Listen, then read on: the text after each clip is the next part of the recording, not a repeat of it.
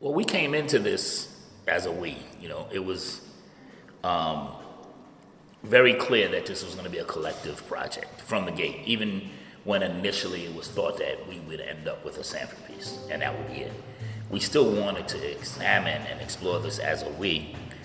We are Mass Consortium, which is, we call ourselves a consortium because it's a we, in conjunction with the Chazen Museum of Art and their team, in conjunction with Studio Sanford Biggers and their team.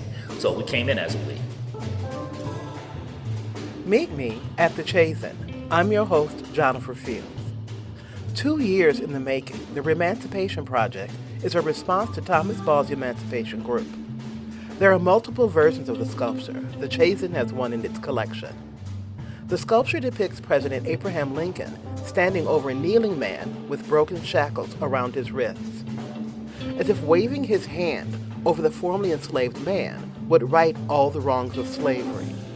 Over time, the sculpture has become a holding place for the atrocities committed in order to establish this perfect union.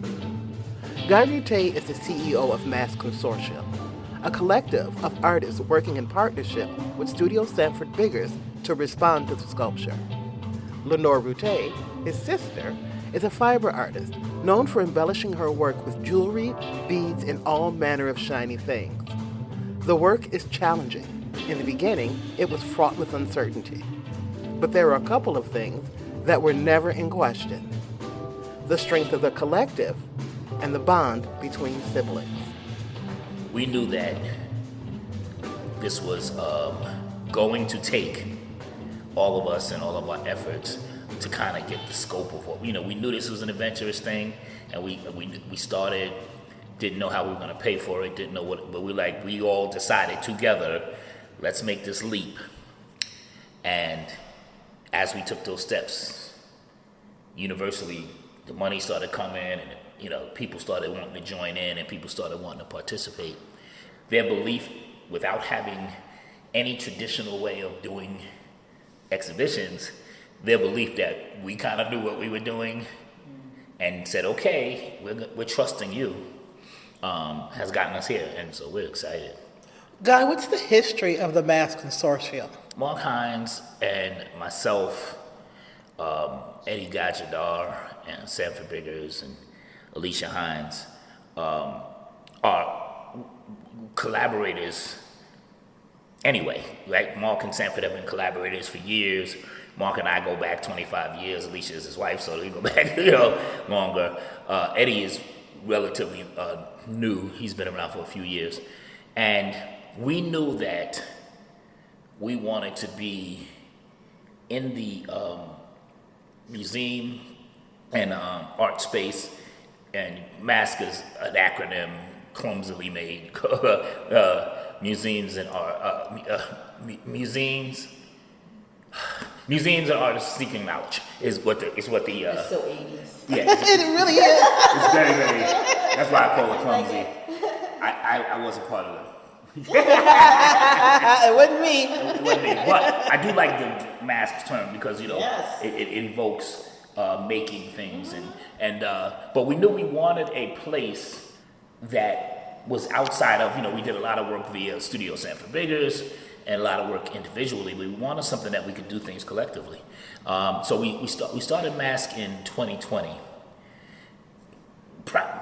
A lot in response to starting to work on this project, as well as we do a lot of work with the Cultural Museum of African Art in New York, which we helped get them a grant from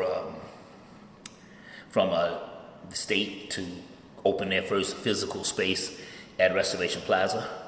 And so we knew we were going to be doing a lot of work around in the art space because Mark was doing so much work with Sanford and delving into that space. So we wanted a place, a bucket to kind of put it in, and for people to for us to be able to grab all of our super friends and put them through a space and say, as Mass Consortium, this is what we're going to do collectively. We're very much about the collective, and so that's kind of the origins of that. What I'm loving about this is that throughout this interview, as brothers and sisters do, you kind of chime in. Talk to me, Lynore, a little bit about this working relationship. Is it even work? No, it's fun, and we've always been this way. Yeah. We've always had each other's back and everything, or so much interest in what the other person's doing that we find space for each other, either counsel, encouragement, ideas, connections. My connections I'd introduced to him, and it changed his life, and his connections he would introduce to me would change my life. And I also want to mention in this consortium, our children are involved. Yes. So Yes. my son is a tech person on this project. Mark's children have also been tech people in rendering, scanning, 3D scanning. It's so sweet that Eddie's little brother. Eddie's brother. Yeah, yes, he's part of it, yeah. exactly. Derek is part of it. So it really feels like It's family. family. It's really family, generationally. Mark's wife Alicia, who does a lot of the writing for us, a lot of the research and grant submissions. Ukachi and Mark are frat brothers from college days. So we definitely have tapped into our resources. But in terms of Lynore, she's being generous, but she's the reason I am. She raised me. She's one of the great women that raised me, and it's taught me so much. And she's the reason I have integrity, because anytime I'm thinking to go to the dark side, I think about her. And it's a pleasure, such a pleasure to be able to include her in what I'm doing. And I always try to do that. She always includes me in what she's doing, because we love each other. We love to hang out. We love to travel together. Yeah. We live near each other. We're like, and we're close. it's so funny because he has to keep me from the dark side more. I'm way more volatile. What? Yeah. Would you Somehow say? I don't believe that. No, you're not. I mean, you wouldn't lie to me, but because I love you.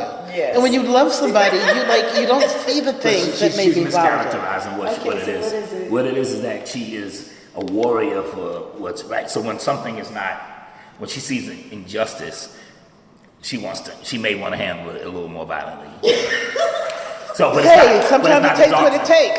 takes. But I'm saying it's not the dark side in the way of like you want to do bad things. You I want wanna do bad to. You're always things. fighting for the And I'm saying maybe there's a. I'm more of a compromise. Like maybe there's a way that we don't have to. That switch gets flipped, and I just see black and red, and I'm like, "Argh."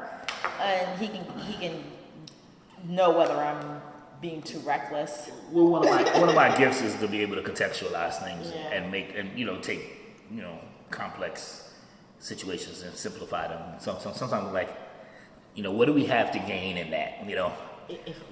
Like I was just, we were going over this story from at this point 20 years ago. Our brother passed away, he was killed, and we were just kind of, there was a tone. 30 years. I thought it was 27. He was 27 30 years ago. And we went to go see a movie to try to, it was around a year after or maybe less. I don't remember because everything was a blur. And it was the wrong movie to go to. What was it? Goodfellas. No. Boys in the Hood. Something. Boys in the Hood, yeah. And it was like looking at my two brothers, and I was like, I was done. Key in it is that we always sneak snacks into the museum, and I brought into the movies. I'm sorry, you gotta forgive me. I'm tired. We sneak snacks in the museum too. Yeah, I was like, I just told on myself. Edit that out. Did you tell on yourself, or will I cut that out? So we get a bag of chips, and I have it in my backpack. And I open them up in the theater, and they're rancid. And I never, ever smelled rancid corn chips in my entire life. I was like, we're going to take them back because we paid a lot of money. They were from the health food store. So sit through the movie. I'm devastated by it. Right before, it had to be closer to when Daryl passed because we were all bald. Right before he died, we all had bald heads. Yeah. He shaved my hair. I had just broke up with my husband a few days before. So everything was in my life was collapsing. 94. Yeah, and so I don't remember the numbers of years. Because you were 2 years old. My son was 2, which I still even get his birth year wrong. 91. Yeah, so Daryl, before he passed, literally days before he passed, shaved my head. We all had nose rings in the left nostril, and my mom comes home from, work, and she sees us sitting at a table. She said, do I have to shave my head and pierce my nose to be a part of this family? But we were all of an accord. We all were wearing black. We all had silver. And that was the last time we were all together. So I say this to say, I'm coming out of the movie theater. I have basically men's clothes on, a Carhartt jacket, oversized jeans, big sneakers, and I'm bald. But I put a Scully on, so I'm giving a real masculine energy. I go to hail a cab so I can go pick my son up, who's only like maybe 10 blocks away. We were trying to rush before it was snowing or something too hard. And a white woman jumped in front of me, or she was waving wilder than I was, and the cab drove past me and went up to her. And I snapped, and I ran up and I grabbed her out of the taxi. Like, she's like, don't hurt me, I didn't see you, whatever. And I cursed her out, choice words. And I turned around to the driver, and he's like, you're messing up my job. That was my client. I was like, I was supposed to be your client. How dare you? And he was like, get the F out of my car. He's screaming and cursing. And I was screaming and cursing louder. And I remember the words, but they're not for public consumption. So he was threatening me. So I took the bag of chips, and I threw them all in the cab. The smell was unbelievable, and I balled up the bag and threw it at him. And I was like, what are you going to do now? What are you going to do now? And he was like, he gets out of the car to go get something out of his trunk, and just because the universe is perfect, a car comes up behind and toot, like tells him, bloop, bloop, for the man to get back. And he's like, get back in the car. And I'm still screaming at him. I'm really screaming, to the point that when everything's over, the four corners of the street, everyone's staring. And I'm looking, and I just turn around and I bust out crying. It was the first time I really cried since Daryl died, but it was the movie. It was a disrespect. It was disrespect in general. I'm like, here in this movie, these gentlemen are disrespecting each other. The person that killed my brother was disrespecting our family. This cab driver, and it's all circulating around blackness. Blackness, maleness. This man that was driving the car was way darker than me, and he's treating me like I'm not as valuable as that white woman. And I was... Stockholm syndrome. He doesn't Right, believe it's Stockholm he's syndrome too. Stockholm. Yeah. And he also wasn't from here, and people that are that brown that aren't from this country don't identify themselves as black Americans. No. They see us as pariahs, like, oh, they deserve the lot they've been given. They were, Yeah. Lazy. They, if they worked as hard as I did, they would have just as much, and they're gonna rob me. Blah blah blah blah blah blah blah. And then he told me, "Don't slam the car door." Do you think I pulled back so far? I was like, wham! That's, I think, what made him actually get out of the car. I was trying to shatter the window. So I do have that kind of, but it's not every day. No.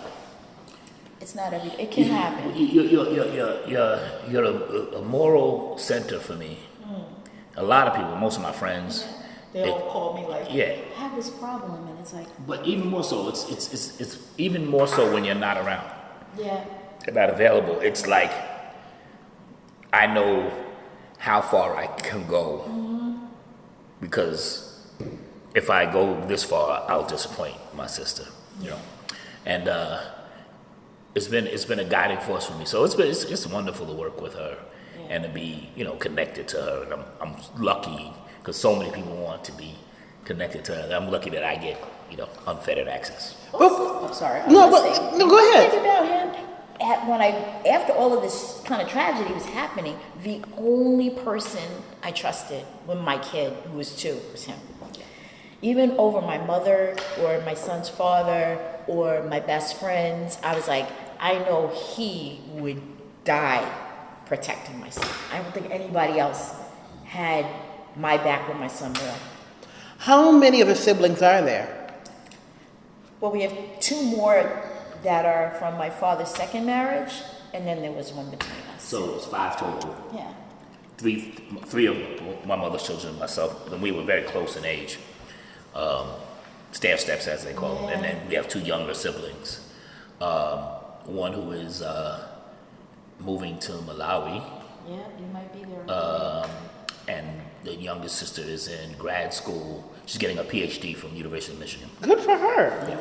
Good for them. So then, What's really interesting, though, is I think that had you not brought up that you were brother and sister, at first I wouldn't even have known, because you exist in the space as individuals, but then come together as family. Right. It's interesting to watch, because we have a family Zoom every week. When I'm with my family, it's like the pack moves here, and the pack moves there, and then the pack moves there. You can always hear my sister from across the room. So you're like, what? And you go over to it. And so it's like, but it's really interesting how you're like individuals together. Yeah. I think though, we do move like that though. We left the hotel together. We came and got breakfast, and then we came here and did nothing. Yeah. So we always make sure that I'm always making sure she's okay. She's always making sure, if I'm going to get some food or get something to drink, you good? You need anything? But I also know my capacity in which I'm here, and I'm representing the entire organization. I'm making sure this thing moves in the way it moves, and she's less a people person than I am, so Way less. And so she's gonna be quiet in a corner somewhere. I'm gonna be gregarious and out in the world. Do you have a relationship with the Emancipation Group as a sculptor? And if so, Guy, how has that sort of, if it's changed over the time that you've been working with it or thinking about it? I had absolutely no relationship with it prior to this project, so I was introduced to it. I was initially offended by it. Still offended by it somewhat, but I now have some affection because of the opportunity that it's provided. So learning about I don't believe that we should sugarcoat what this country was and is. And so I believe this was an opportunity through art to, issue some commentary on where we were, where we are, where we're going. And so my affection for it is just the opportunity that it provided, but the sculpture itself and all of them are quite offensive to me. Lynore, do you have a relationship with it? Do you, in the way that you're approaching the work that you're doing around the sculpture and with the group, do you have a relationship with that object? What sort of space did it occupy, if any, in your head? It didn't stick with me the way it stuck with everyone else. It's kind of like, this is what they did. This is what they still do. I see the same overbearing, patriarchal, condescending, tone-deaf thing in every single moment of my life. Anytime I'm looking in social media, magazines, the gestures, the postures, the grandiosity of ego is just astonishing to me. It's a really almost comical version of it to me. I look at it, I'm like, well, what else would they do? I understand that it was to honor someone who did something that he was supposed to do, forced to do, shouldn't have had to do, but he did it, so he deserves some kind of honor. But it always winds up having a tone of degradation to the people, like somehow we should be on our knees, cowering and waiting for someone to liberate us, or if that was even the thought. It's just something about it is so stupid. I felt the exact same way yesterday when confronting some other political commentary made in the street. I felt the exact same way. I'm like, well, there it happens again. In real time, this is not a statue, these are actual people speaking the same tone as the statue holds. So I wasn't shocked by it. I wasn't moved. I just felt like, and it continues. I can't wait to see how people respond to it. That's what I was really, because I wouldn't even know how to respond. Because I'm interested in clothing and the messaging. The hat, I know had a historical significance. It was, I cannot remember the actual term, but it was mimicking a Roman hat that formerly enslaved people were allowed to wear. So in the Roman era, they'd have a slave. When the slave became free, they got to wear this red hat that signified, even though they may look like a slave, they're a free person. So I know that hat was included in this to like, he's free now. He's got a little Roman hat on. They couldn't even go past the Eurocentric way of like, how would you express someone's freedom? I work primarily with common objects like beads, fabric, threads. I repurpose glassware, embellishing it with mosaics. That's my primary expression, but I also do the same with fabric. and I was brought into the project kind of like to come and see what I felt I could contribute. At the beginning, knowing some of Sanford's work with quilts, I wanted to honor that.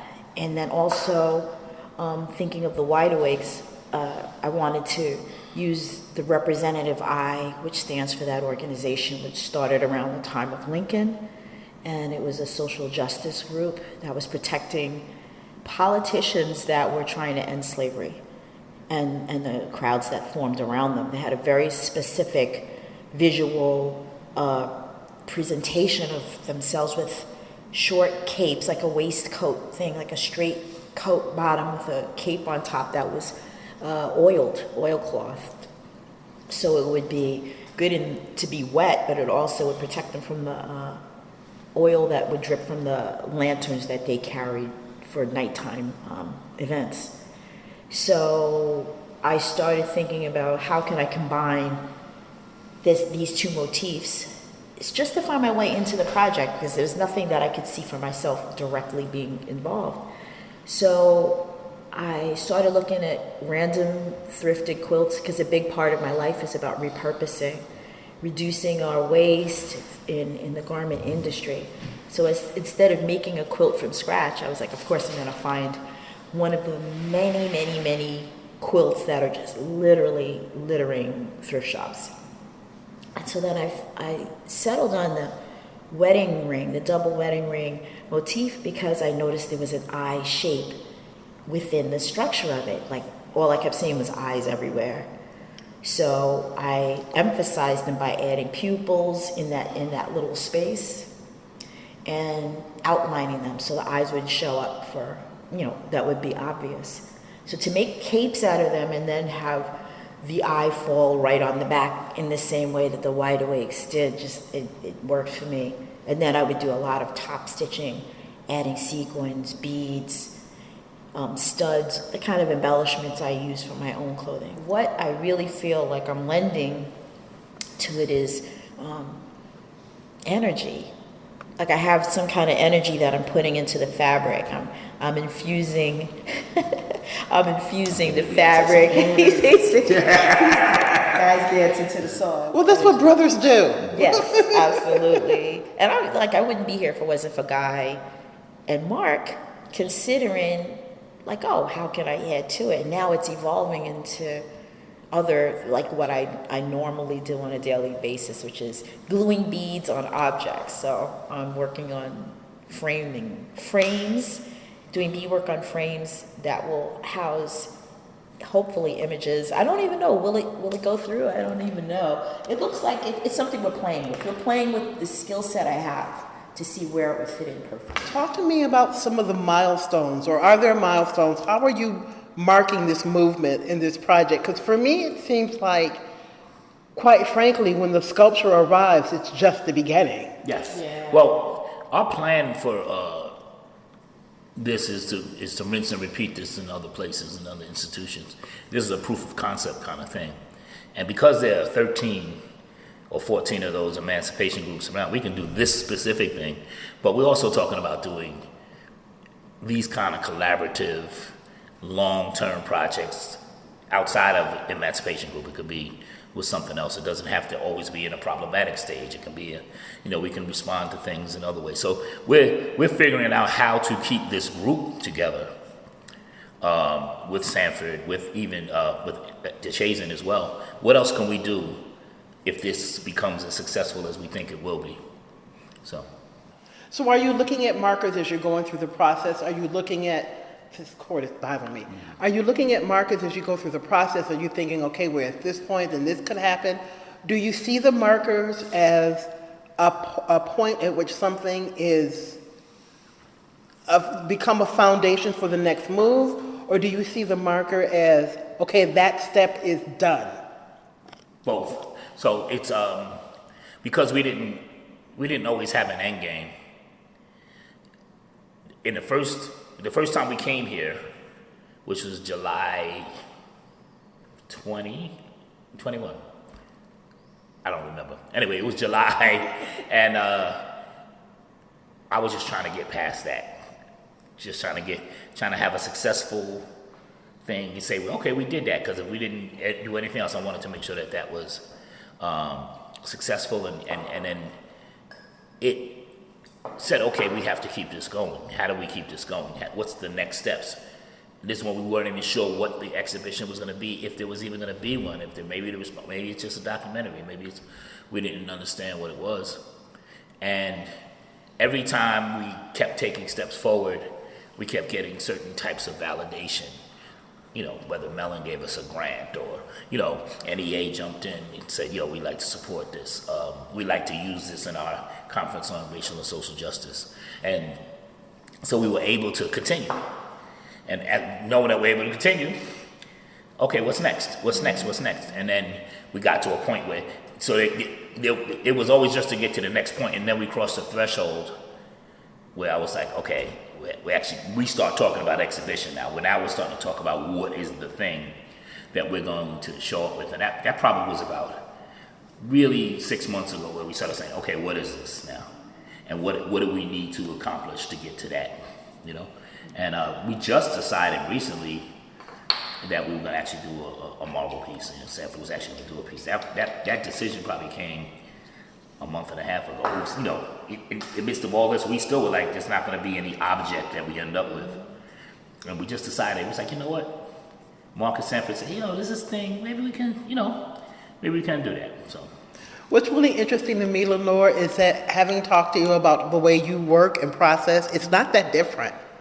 It's not that different, like, what is this going to be? How, like, is this going to go here? Like, it really sounds to me like this sort of, not that it's a model of, but it's sort of a natural way that this occurs. I think we both, because of how we were raised, where we were raised, there's an openness to, like, you see with a wider view, right? You don't go into this space and just pinpoint something. You go in with a wide view, and then you narrow it once you feel safe, and you feel out, well, where do I belong in this room?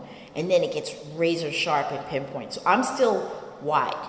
I'm open to where I might fit in this particular project, because there's a lot of things I can do, but there hasn't been necessarily an organic thing that's come from me, right? I'm pretty much in support of the things, because I'm so in love with what I see. I'm like, I can add something to it. I feel like as it progresses, I'll feel like, organically, what would I bring as my response? I don't have an actual response independent of everyone else's, but that's my focus narrowing. And then eventually I'll be like, this is what I feel about this. This is how I can contribute outside of being an assistant. But we both move that way. We'll come into a space kind of like, okay, this is why I'm here. Also, we both have an understanding, correct me if I'm wrong on this, so that the process is just as important as the destination. Oh, yeah. So it's like, let's flow. Let's flow. That's what you've been saying since you were a kid. Let's flow, because, the full life, the stories, the energy comes from the process, not the destination. Yeah. So wherever we end up, we had that moment. Remember, we was in Wisconsin and we was kicking it with Gianofer. We was doing this thing. We have this time, and my life has been lived like that. Yes. And my life is really rich and full because of it. And so it's not always like, if you always just focus on what are we doing, what are we getting, you say, okay, let's give it a shot. We're going to Wisconsin. What for? We'll figure it out. We're going to figure it out. We're going to figure it out. We're going to figure out what we're doing. We know sketch-wise what we're doing, but we'll figure it out. And let's see what magic can happen when you put these, this genius level talent all in a room with a kind of a mandate and say, okay, we're doing this, and what happens? And then people start to go into their own special bags, and they pull out what they, I know this very well from making records and from the record business. And sometimes you have a sketch of an idea, and you put some genius level musicians and producers in a room, and they come out with gold. Sometimes they come out with trash. Either way, you got these geniuses around. It's going to be a great experience, and sometimes it works and sometimes it doesn't. You can't be attached to the outcome. You have to be more attached to the process. You've been listening to Meet Me at the Chazen. Our guests, Lynore and Guy Routté, are siblings and members of Mass Consortium, an artist collective responding to Thomas Ball's emancipation group as part of the Remancipation Project at UW-Madison's Chazen Museum of Art. Meet Me at the Chazen is a production of the Chazen Museum of Art on the campus of UW-Madison in Madison, Wisconsin. For more information about the museum, its collections and exhibitions, visit chazen.wisc.edu. I'm your host, Gianofer Fields. Thank you for listening.